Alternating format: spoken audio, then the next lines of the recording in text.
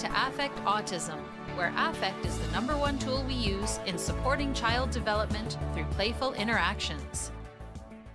We Chose Play is a new series documenting my family's floor time journey. You can see the preview on YouTube, and you can register to watch the extended trailer for free at affectautism.com/play, or just go to wechoseplay.com. With each episode, you'll glean insights, tips, and reflections, what I learned and what I know now that I would tell myself back then along the way. I hope it will support caregivers in their floor time experience. We chose play. We have joy every day. Welcome! I am Daria Brown, and today I'm excited to have Maribel Serrano Holder, who is a floor-time speech-language pathologist in San Francisco, who founded Logopedia Speech and Language Therapy, Inc., which is a studio offering gender-affirming voice training, pediatric speech and language therapy, early intervention, feeding, and parent programs. She offers services in both English and Spanish and does a lot of pro bono work with the Spanish-speaking transgender community. She's currently finishing up her certificate with the Interdisciplinary Council on Development and learning to be a DIR expert trainer. Welcome, Maribel. Thank you, Daria. Thank you for having me. It's such an honor. I listen to your podcast all the time, and so it really is a big honor to be here today. Thank you. Thank you. And I have to ask about your necklace. Is that the infinity symbol for neurodiversity? Yes, it's a neurodiversity symbol. I have it. I'm always wearing it. It's close to my heart here. Yeah, I feel like it's a very validating thing to always have. I'm going to share my screen here on part of your website as we talk about the wonderful services you offer. And I will say, out of all of the websites that I look at for DIR floor time services, yours really jumped out at me as being more progressive and cutting edge and with the times because of some of the things that the way you word things, the therapies that you're offering. And this month has been the ICDL DIR floor time conference, where we've really had a theme of self-reflection on our community as DIR providers, listening to the voices of self-advocates, autistic self-advocates, and listening to marginalized communities and figuring out how we can be more equitable in how we deliver services. And one of the things that you do is you call your workplace a studio as opposed to a clinic.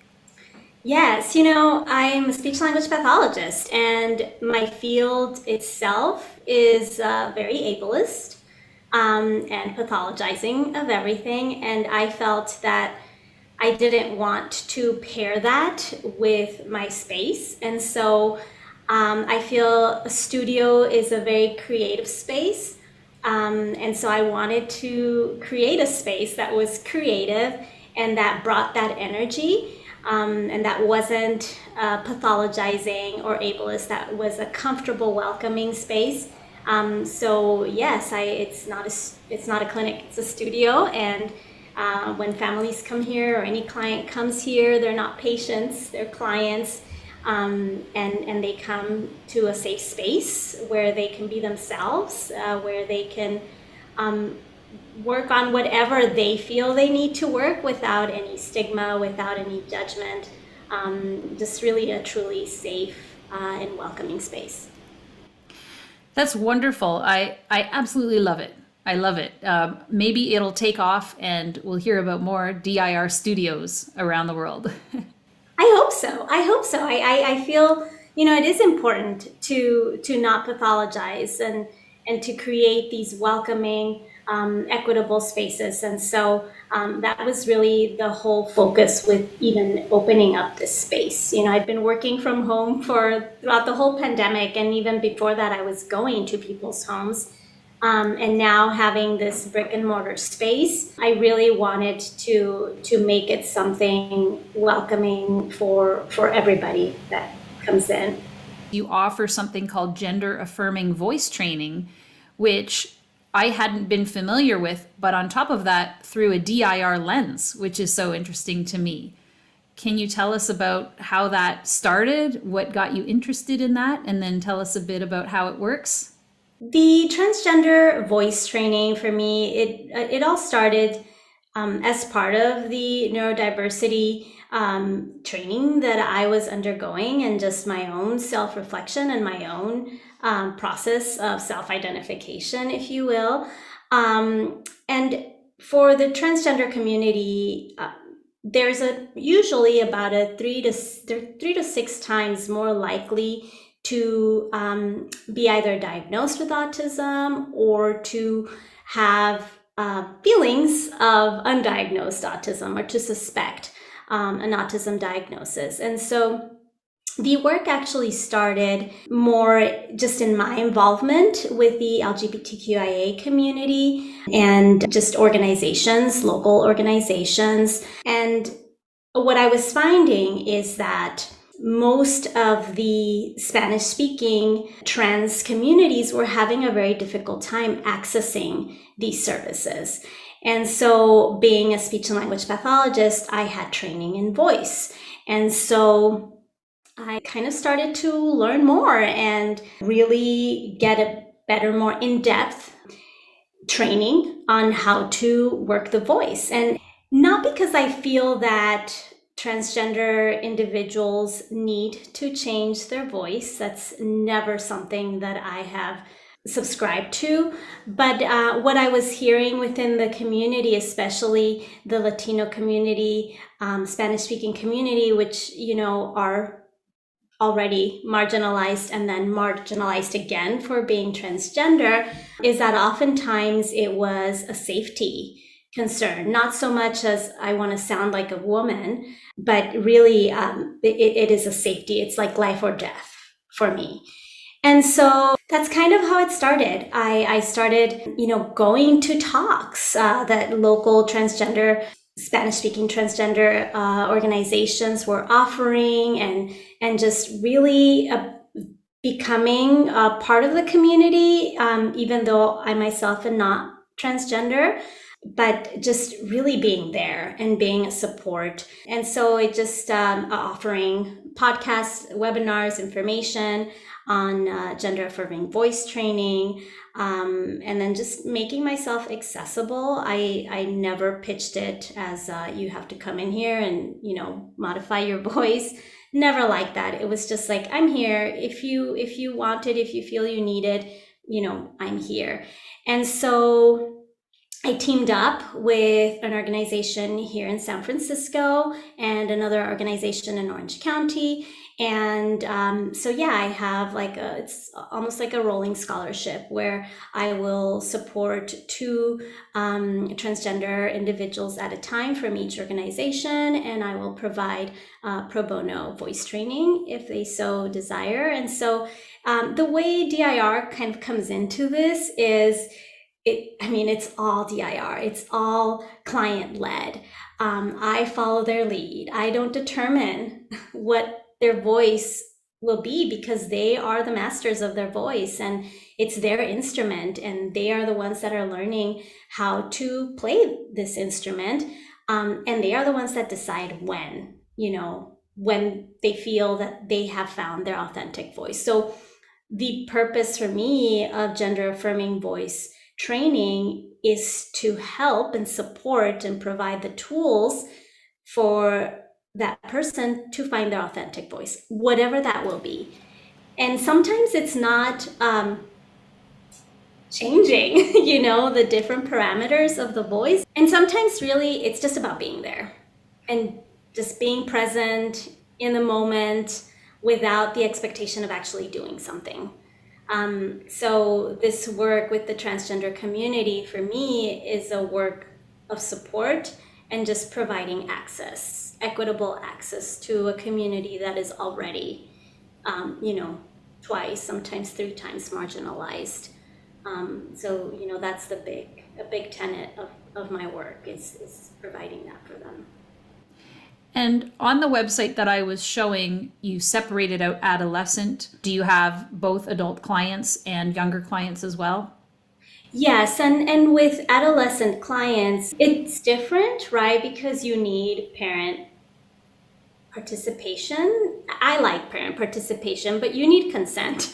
And so I think especially with adolescent, teenagers who are exploring their identity and trying to figure out their gender identity, it can be a very just transition. It's a very difficult transition. Oftentimes it's, and so the reason why it's separate is because there is more of that kind of holding the adolescent, but also within the confines of a family, whatever that family is, right? Sometimes it's parents and sometimes it's another adult support. But we feel that that is important. An important part of that transition process is really the exploring. And when it comes to the voice, it is exploring the voice, because the voice changes at around adolescence as well.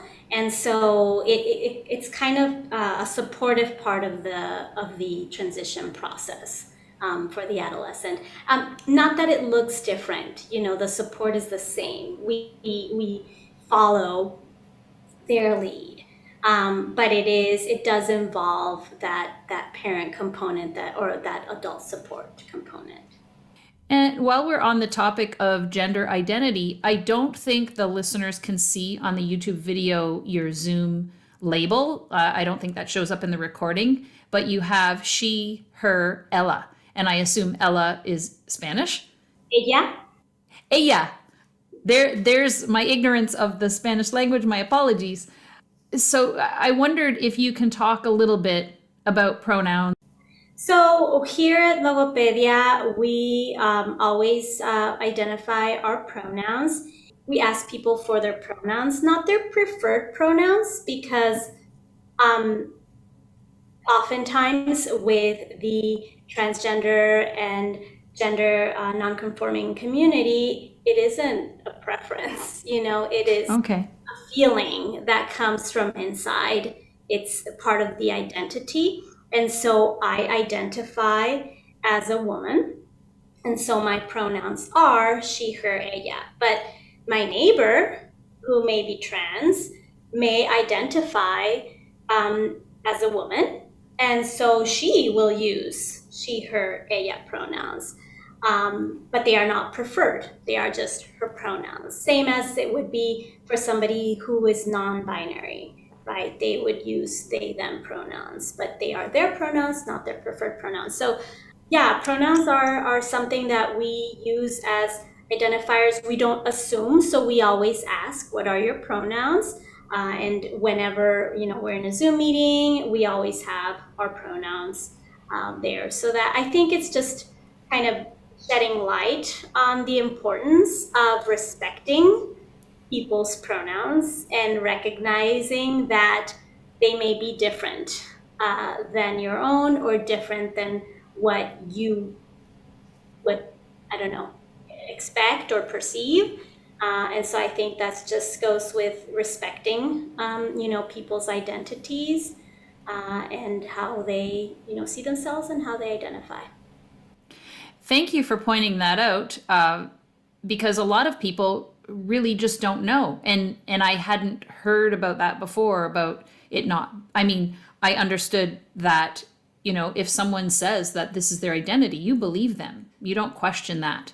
But I didn't think about, when I said preferred pronoun, how important it is to just say pronoun. So thank you so much for educating me about that and pointing that out. No problem. It's just, I think it's a common thing that happens. And, I feel that it is important to highlight that it isn't a preference. It just, it just is. Mm-hmm. Just like, any identity, name, something that we use to name ourselves. I think that that's important. I'm a big proponent of identity first. And so same thing goes for identity first with regarding to pronouns, with regards to pronouns. It is very important to educate ourselves and to look for ways to educate ourselves, because we can't expect the transgender community to educate us. Like, that's so much labor and emotional labor and effort that goes into that, when we can find other avenues to educate ourselves. And I think respect is super, super, super important and part of acceptance of different identities, whether, that's neural identities or gender identities. Part of acceptance is education. Like, we have to educate ourselves. We have to face our biases and really work towards doing better. And so I think that that's part of learning. It is true. Part of learning is making mistakes, but I think one of the biggest things is to learning from those mistakes, and trying hard to not make those mistakes, especially when it comes to gender identity and the use of pronouns. Following people like A.C. Goldberg of Transplaining, very wonderful educator, transgender issues, I think is another good avenue to seek information so that, I'll put the link in the blog post as well for that. And it echoes what we talked about in the Culture City podcast. Culture City provides sensory rooms and trains staff at large sports venues and other venues around sensory sensitivities. And one of the things that Daniel Platzman said in that podcast was he loves how the onus is not on the person with the sensory sensitivity, but the onus is on us to be better and to be inclusive and accepting and to understand. So, and like you said, educate ourselves. That's what Dr. Kong said was the first step, is that they educate and ask questions like about sensory sensitivity so people can relate to it. So I think you're right. It is important, and all of us need to continue to be educating ourselves on these important issues. Yep. Exactly. You put it best. The onus is on us. Absolutely. Whether it is educating ourselves about race, about gender, about neurotypes, it is really on us. The labor should not be on those communities, because already they're marginalized and they suffer and they go through so much, and then to on top of that have to educate us. That's it's just too much for them. So I feel like it's important. The onus is definitely on us. You said it perfectly. I think we're going to see, I hope we're going to see lots and lots of continued movements in the coming decades around this. I imagine DIR must give you such a wonderful framework, because that kind of work, sometimes you might feel like you want to consult with a licensed professional counselor or a psychologist, or maybe some of the people have access to that and some don't, and you're working in your scope of voice, but the DIR model provides so much for you to really provide that safety for them at your studio. Yes, absolutely. I mean, most of the transgender voice work that I do is really about providing that safe space. Yes, voice work happens, but it happens when it's supposed to happen for them, when they feel they're ready, and at whatever pace they feel comfortable with. But mostly it's a supportive environment. And I feel, for me, in my journey through the DIR floor time training, that has been one of the biggest things that I've taken, that I can apply to any community that I work with. So yeah, very, very powerful.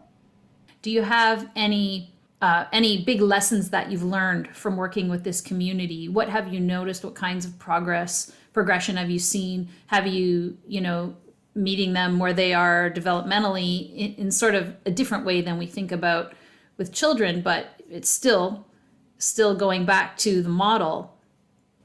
Absolutely. I think the biggest takeaway is that I don't measure progress.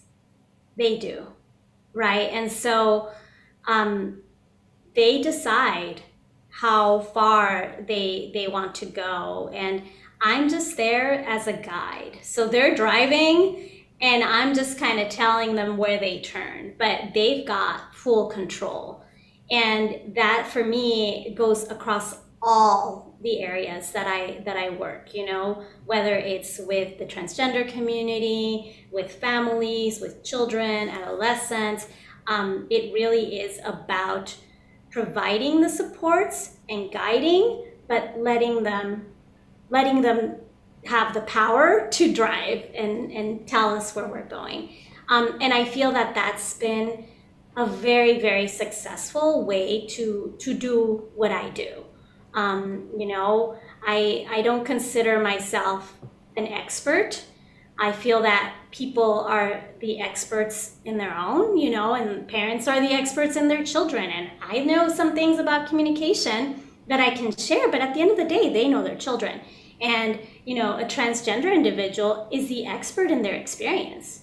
So I may know some things about voice, about, resonance and pitch and all those things, but they are the experts in their experience. And so they lead and I follow, wherever that is. And so that's probably the biggest, part of DIR that has been the most powerful. And then obviously, considering their individual differences and having the relationship. So part of that is really building a very strong relationship with clients. I feel, clients come in and they're like family. And anybody that comes in, it's like, we're family and I'm available. I literally am available pretty much all the time. And sometimes I get texts at 1 a.m. and I'm up because that's when I do my work and when I do my thinking. And so I'm there to answer a question. And a lot of people wouldn't do that, they separate that. But I feel like that's my way of being present and, and helping them feel or know that they're being supported because I'm there. So it's just reliable also in a sense. It must be so empowering for them because I know you've continued to say that they are the ones that are know themselves best and are making their decisions, but sometimes along that path, similarly when we're working, when you're working with families and young children, as a parent, I'm the expert of my child, but I don't feel like the expert.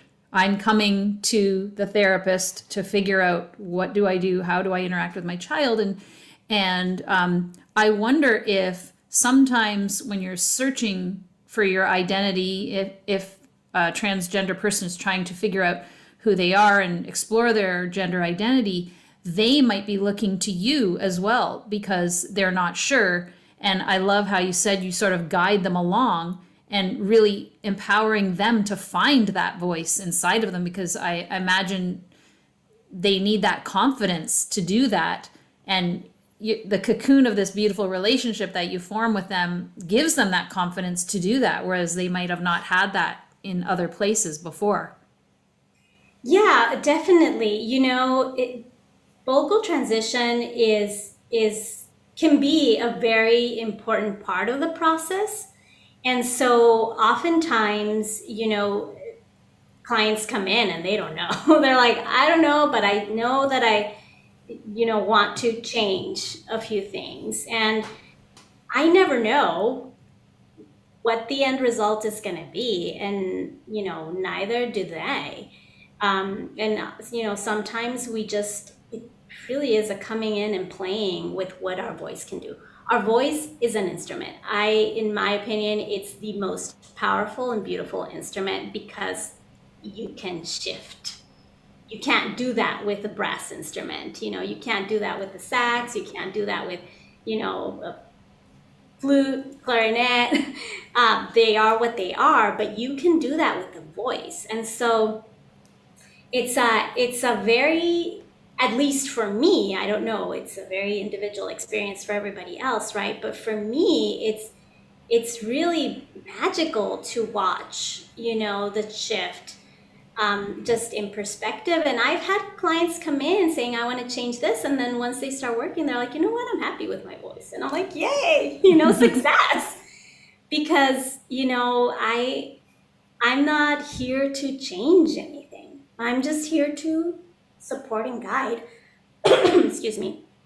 I'm here to support and guide those people that feel that they want to modify anything in their voice. But it's not, there's no cookie cutter recipe or any particular way to do it that works for everybody. And at the end, for the most part, they find their voice, and it has nothing to do with anything that I've done or said to them that, oh, that's your voice. It's really they.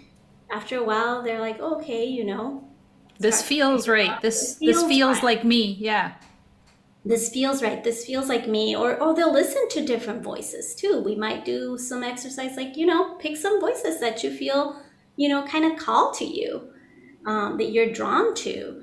And then they start doing that, and then they come and, we listen to different voices, and then we start playing with the voice. So it's very play based. It's the types of exercises that we do to change different parameters of the voice are really quite fun.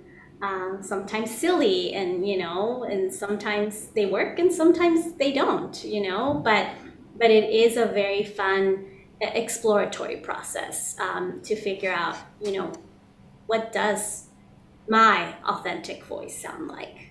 Not what does a authentic voice sound like, but what does my authentic voice sound like? And that's how I, go about with working with anybody that I work with, whether it's an adult or a child. It's everybody needs to find their authentic voice. If it's going to be, something that emanates from, all this, or if it's going to be something that emanates from, a speech generating device. I don't know, but it's very individual. It's very self-determined by the client, not so much by me. I love so much that you said it's playful and fun, because I was thinking that when you were talking, like, oh, it sounds like such a fun exploratory process.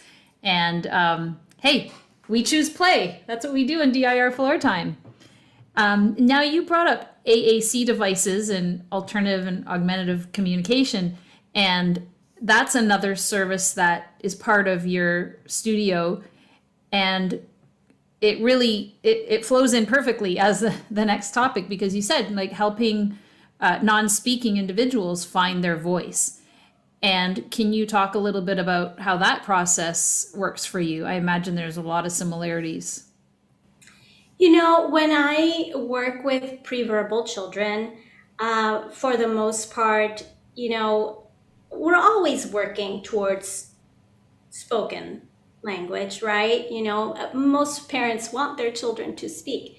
And usually the way that I approach it is, we don't know when that's going to happen, if it's going to happen. What we want to do is we want to give access, right, to communication. And so we're going to provide everything that is available to us. We're going to provide robust access to vocabulary, because we do that with infants as they're born. We talk to them, and that's what we want to do also with those preverbal children, is we want to provide access. So yeah, it's about providing access, and then kind of you figure out what's going to work for them. So again, that's also very individual. What works for one child may not work for another child. But the importance is the key point is to provide that access, and to, give them the tools so that they can gravitate to whatever is going to be most effective for them, and easier to access and use. So we service predominantly Spanish speaking populations, and so because of that, most of the families that we serve are on the lower end of the socioeconomic scale. So not a lot of them have access to devices. So we have a few devices here that we've accessed, and we provide tablets that have internet access, and they already have some of the apps, and we loan them out to families until we figure out another way to give them permanent access. But that's something that we're doing to try to bridge that gap, that equity gap, because we feel it's important, and we see it very often. Families come in and they don't know that they can use these things, right? And they don't know how to even get to them. So it's just a nice way to kind of help bridge until we can find a more permanent device. I did a podcast with Jolene Fernald about different devices, and she tends to have her favorites, although she'll work with different ones. I was curious if you have ones that you feel are more empowering to the individual over others. I mean, I like Lamp Boards for Life is a good one. A lot of my families use Cough Drop, which is an actual app. And what I really like about that is I can do a lot of changing things. It's available in Spanish. I create my own board for them, and there's like direct communication.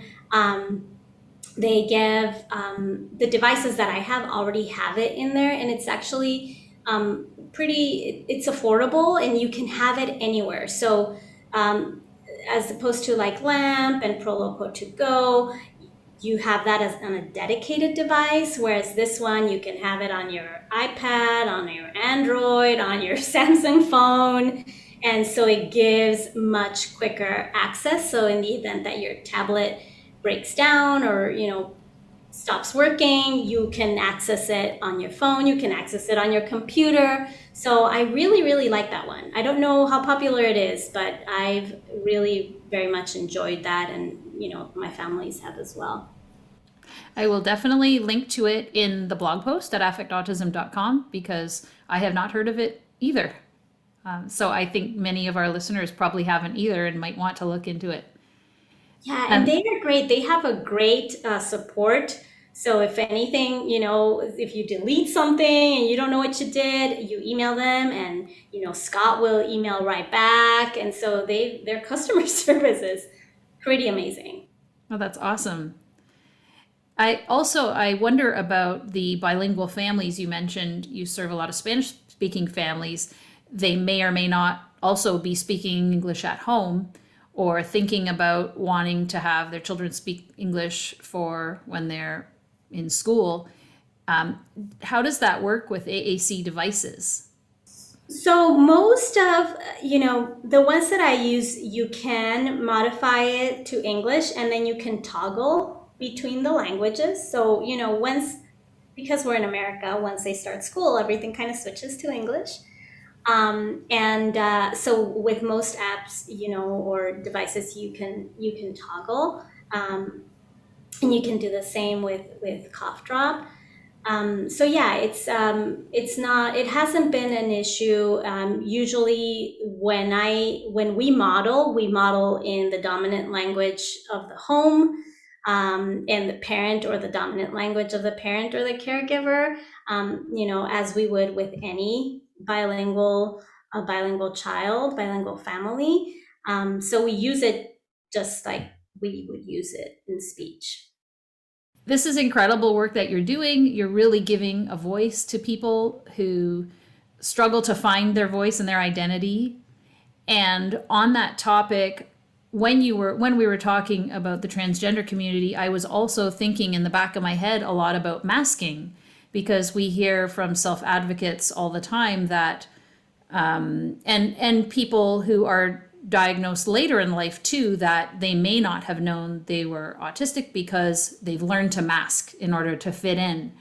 And I imagine there's a lot of pressure for the transgender community to mask, to fit in. So I guess earlier when you were saying you started to learn about neurodiversity and you were exploring your own neurotype, It makes me wonder if you decided that you think you're neurodivergent yourself. Great question. Yes, I think when I started my DIR floor time journey, and I've been educating myself on, neurodivergence for a while. And but as I was doing floor time, I was like, oh my God, individual differences, kept on coming up, and I'm like, oh my God, oh, I do that. Oh, I do that too. I definitely do that. And so all these, I was identifying with a lot of what I was hearing mentioned. And so I'm like, whoa, could I be? And so I'm still in my process of exploring my neurotype. I don't know exactly what it is. I can say ADHD is definitely one of them. But I'm still, in that process of determining whether or not autism is one. And I feel that a lot of it is because I am such a good masker, and I've been a very good masker all of my life. I feel that girls or, children identified as girls at birth are usually more social and very good at masking. And so, I started to kind of see that a lot of different signs of masking in my life. And I still, I'm still exploring it. I'm still trying to figure out. It's the whole process of identification is, well, medical identification, if you will, is very expensive. And so I believe very much in self-identification, and I'm just still trying to really determine and explore that part of my neurotype. But for sure, I really believe strongly that I am an ADHDer. And I'm still, exploring autism. And yeah, just still trying to figure all that out. I mean, every day I discover like, ooh, yeah, I'm definitely masking, or, different things that I'm like, oh yeah, I hadn't realized that. And oh, now I see it. But yeah, it's a process for me, and I'm being very gentle with myself. And, as I go through this and seeing it, even seeing it in my progeny, so I'm like, oh yeah, you got that from me, girl. So yeah, it's a constant exploration. And but I think that I feel strongly that because of that, um, I am more impassioned. I don't know if that is a word, but I am more impassioned in this work that I do. Because I am also, I have a unique experience myself. So When you start to think about these things and realize the struggles that other people are dealing with, and you can relate even on a small little sliver, I think it helps so much in the work that you're doing, and helps you solidify that sense of safety for them, because you're so empathetic to what they're going through, even if you didn't have a lot of the obstacles that they might be dealing with. I think because I'm still in that process of exploring, I don't often identify or self-identify to my clients. I will when I sense this, when I sense that parents really see the disability in, instead of the competence, and the what we can aim for, and, and what we can achieve. And I will, at times disclose, but I'm also oftentimes feeling like, oh, maybe, it's crossing a line. But I feel sometimes families need to hear that, and your clients need to know that you identify and you relate. because I mean, the work of DIR is engaging and relating, it's about meeting people where they're at. And if you can find one thing that you can relate with someone on, I mean, that just shifts the work, I feel. And yeah, I'm still in my process of learning. I feel like, I'm going to finish this expert trainer certification, and I just feel like I need more. It's never going to stop. Learning is never going to stop, and learning how to better support community. That's just never going to stop. It's going to be an ongoing process, an ongoing journey for me, and I'm super excited. I mean, I'm again still learning about myself and still learning about everything. Still learning about floor time and how to be more neurodiversity affirming, trans affirming, how to be in general affirming of people's experience and people's lives. I think that that's very important, and it's something that I continue to strive for on a daily. I find myself in the role sometimes of being a bridge, because with the ICDL's parent support group that I facilitate, I might mention things like, my son is just like me in these ways. But if parents are new, they still might be thinking this autism came out of nowhere. And for the most part, it's genetic. And we know that it's, you inherit your, Kathy Platzman said with me in a podcast, you inherit your parents' nervous systems, and it may manifest in different ways. But for a lot of people, if you didn't have any autistic people in your family that you knew about, even if they may have autistic traits or they may have be neurodivergent in some way, it was never talked about before. So we didn't know about it. And so I think at first, sometimes parents are a little bit scared or hesitant, and they don't want, like, no. There's something wrong. I need to fix it. I'm fine, but if my child turns out like me, that's okay. But they're struggling in all these ways.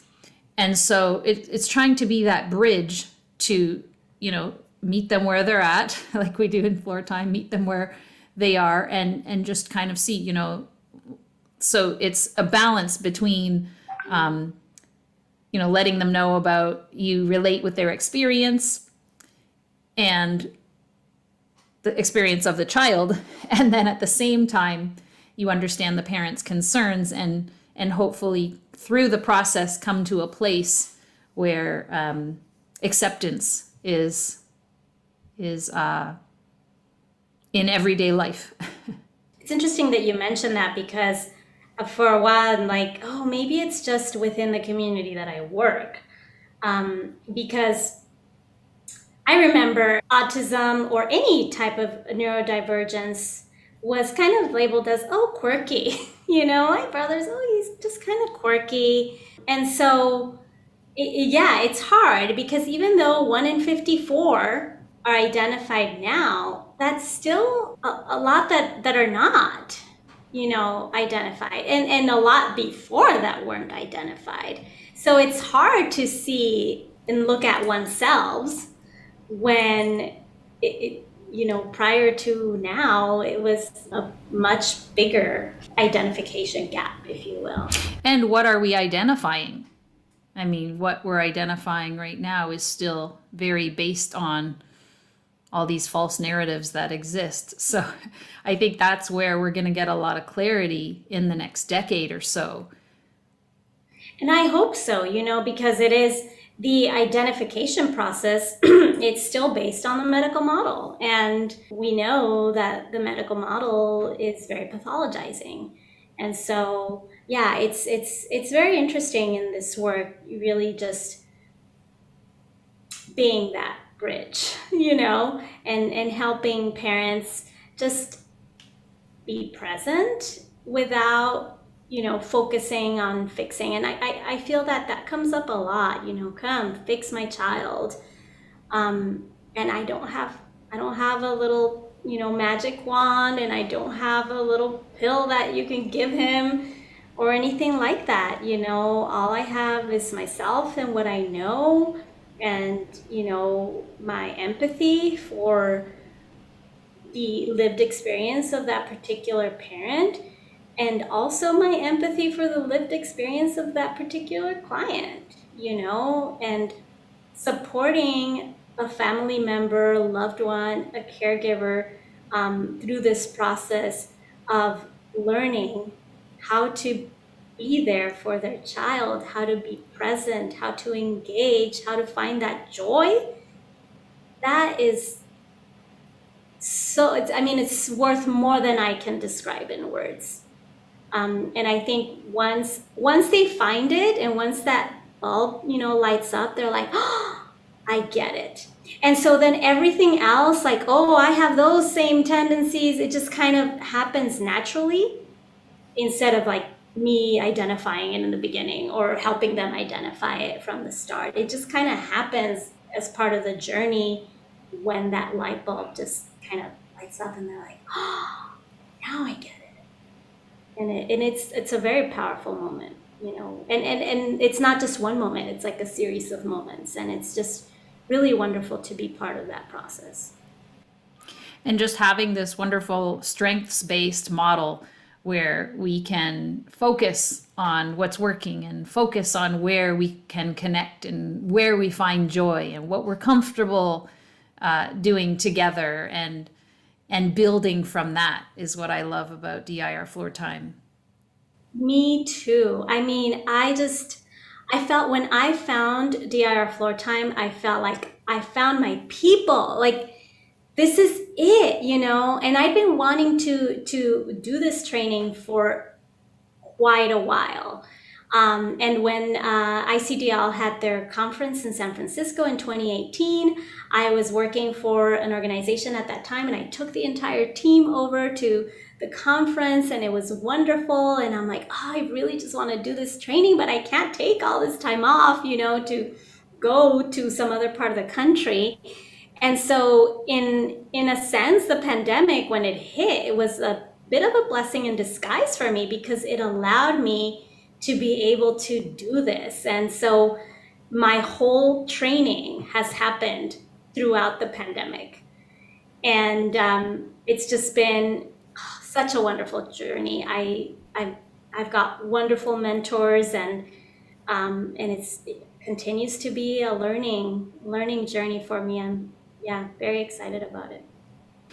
Well, thank you so much, Maribel. It's been wonderful meeting you and hearing about the wonderful services that you provide, serving your community. And speaking of your wonderful mentors, we both we're recording this podcast right before Gretchen Kamke presents at the ICDL conference. So we're excited to watch her presentation. She's an amazing occupational therapist with the DIR home program at ICDL. So I hope to have her on a podcast soon as well. But thank you so much. I am going to share my screen one more time to show your website, and I'll definitely put links at the podcast. So this is Logopedia, and she has this wonderful quote from Rumi: "The message behind the words is the voice of the heart." And here's a link to services if you want to find out more about the team. Here's Maribel and her colleagues here, and services, and even a blog. So wonderful, wonderful. Thank you so much. And best of luck finishing your expert training course and your future learnings. Thank you, Daria. Thank you so much for having me. It's been wonderful spending this time with you and getting to chat. Yes, I'm so excited to go watch Gretchen right now. It's just very excited. Thank you again. Parents and caregivers. Every Monday at 1 p.m. Eastern, the Interdisciplinary Council on Development and Learning offers free parent support meetings. These drop-in meetings help support families using a floor time approach with their children. We are here for you when you need the support, guidance, or just to share stories and experiences. These meetings are open to parents from anywhere around the world. Come whenever you can. Register at icdl.com/parents. Until next time, here's to choosing play and experiencing joy every day.